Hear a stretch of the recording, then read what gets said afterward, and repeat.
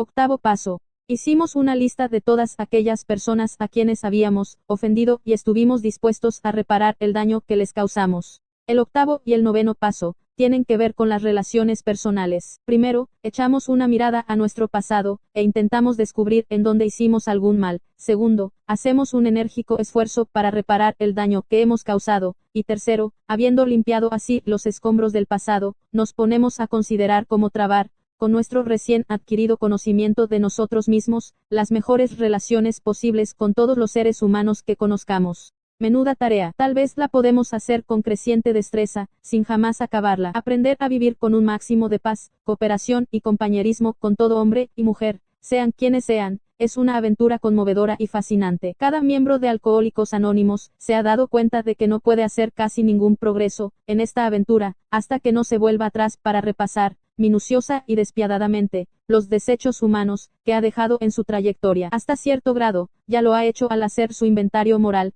pero ahora, ha llegado el momento de redoblar sus esfuerzos para ver a cuántas personas ha lastimado y de qué manera. El volver a abrir estas heridas emocionales, algunas viejas, otras tal vez, olvidadas, y otras más todavía supurando dolorosamente, podrá parecernos al principio una intervención quirúrgica innecesaria e inútil. Pero si se comienza con buena voluntad, las grandes ventajas de hacerlo se manifestarán con tal rapidez, que el dolor se irá atenuando conforme se vaya desvaneciendo un obstáculo tras otro. No obstante, estos obstáculos son sin duda realidades. El primero, y uno de los más difíciles de superar, tiene que ver con el perdón. En cuanto empezamos a pensar en una relación rota o retorcida con otra persona, nos ponemos emocionalmente a la defensiva. Para evitar mirar los daños que hemos causado a otra persona, nos enfocamos con resentimiento en el mal que nos ha hecho. Nos resulta aún más fácil hacerlo si, y en realidad, esta persona no siempre se ha comportado bien. Triunfantes, nos aferramos a su mala conducta, convirtiéndola en el pretexto ideal para minimizar o ignorar nuestra propia mala conducta.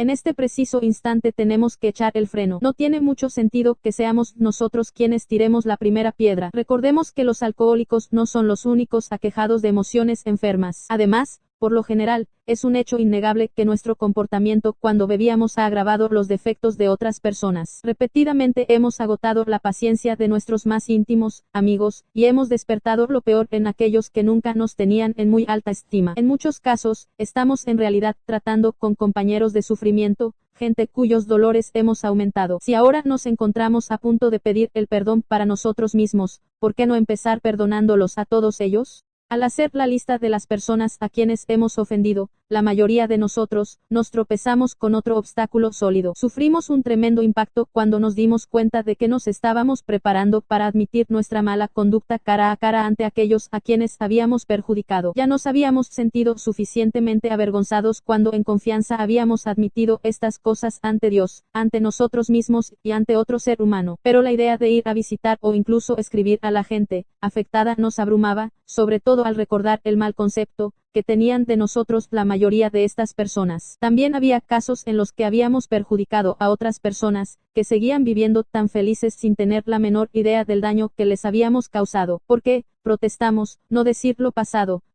¿Por qué tenemos que ponernos a pensar en esa gente? Estas eran algunas de las formas en las que el temor conspiraba con el orgullo, para impedir que hiciéramos una lista de todas las personas que habíamos perjudicado. Algunos de nosotros nos encontramos con otro obstáculo muy distinto. Nos aferrábamos a la idea de que los únicos perjudicados por nuestra forma de beber éramos nosotros. Nuestras familias no se vieron perjudicadas porque siempre pagamos las cuentas y casi nunca bebíamos en casa. Nuestros compañeros de trabajo no se vieron perjudicados porque solíamos presentarnos a trabajar. Nuestras reputaciones no se vieron perjudicadas porque estábamos seguros de que muy poca gente se había fijado en nuestros excesos con la bebida. Y los que sí se habían fijado, nos tranquilizaban diciendo que una alegre juerga no era sino el pecadillo de un hombre recto. Por lo tanto, ¿qué daño real habíamos causado? Sin duda, poco más de lo que podríamos remediar fácilmente con algunas disculpas hechas de paso. Esta actitud, por supuesto, es el producto final de un esfuerzo deliberado para olvidar. Es una actitud que solo se puede cambiar por medio de un análisis profundo y sincero de nuestros motivos y nuestras acciones.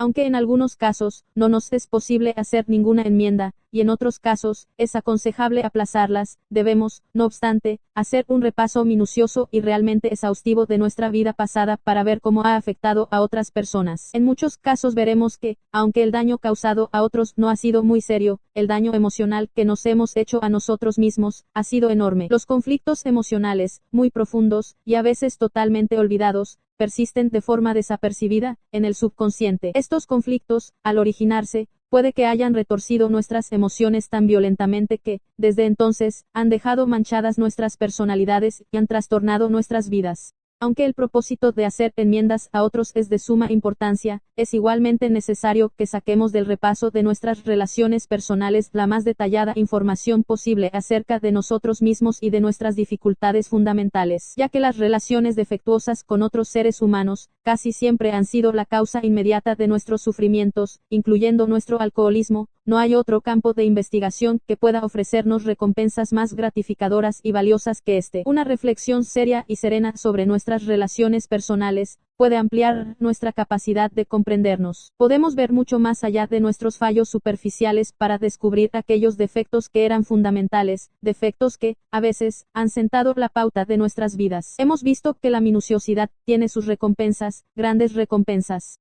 La siguiente pregunta que nos podemos hacer es ¿qué queremos decir cuando hablamos de haber causado daño a otras personas? ¿Qué tipos de daños puede causar una persona a otra? Para definir la palabra daño de una manera práctica, podemos decir que es el resultado de un choque, de los instintos, que le causa a alguien un perjuicio físico, mental, emocional o espiritual. Si asiduamente tenemos mal genio, despertamos la ira en otros. Si mentimos o engañamos, no solo privamos a otros de sus bienes materiales, sino también de su seguridad emocional y de su tranquilidad de espíritu. En realidad, les estamos invitando a que se conviertan en seres desdeñosos y vengativos. Si nos comportamos de forma egoísta, en nuestra conducta sexual, es posible que provoquemos los celos, la angustia y un fuerte deseo de devolver con la misma moneda. Estas afrentas tan descaradas no constituyen ni mucho menos una lista completa de los daños que podemos causar. Consideremos algunas de las más sutiles que a veces pueden ser tan dañinas. Supongamos que somos tacaños, irresponsables, insensibles o fríos con nuestras familias. Supongamos que somos irritables, criticones, impacientes y sin ningún sentido de humor. Supongamos que colmamos de atenciones a un miembro de la familia y descuidamos a los demás. ¿Qué sucede cuando intentamos dominar a toda la familia, ya sea con mano de hierro o inundándoles con un sinfín de indicaciones minuciosas acerca de cómo deben vivir sus vidas de hora en hora? ¿Qué sucede cuando nos sumimos en la depresión, resumando autocompasión por cada poro, e imponemos nuestras aflicciones en todos los que nos rodean? Tal lista de daños causados a otra gente, daños que hacen que la convivencia con nosotros como alcohólicos activos sea difícil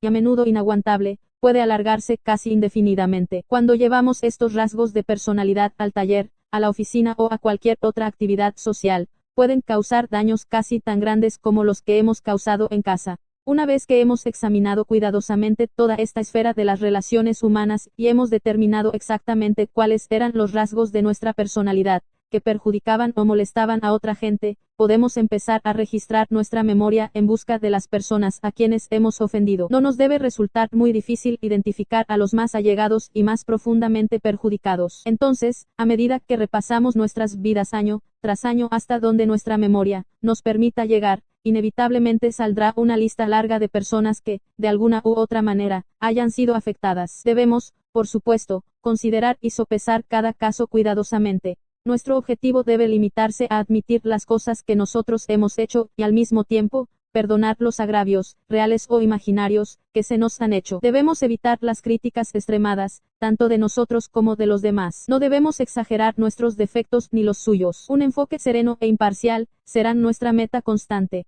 Si al ir a apuntar un nombre en la lista nuestro lápiz empieza a titubear, podemos cobrar fuerzas y ánimo, recordando lo que ha significado para otros la experiencia de Alcohólicos Anónimos en este paso. Es el principio del fin de nuestro aislamiento de Dios y de nuestros semejantes.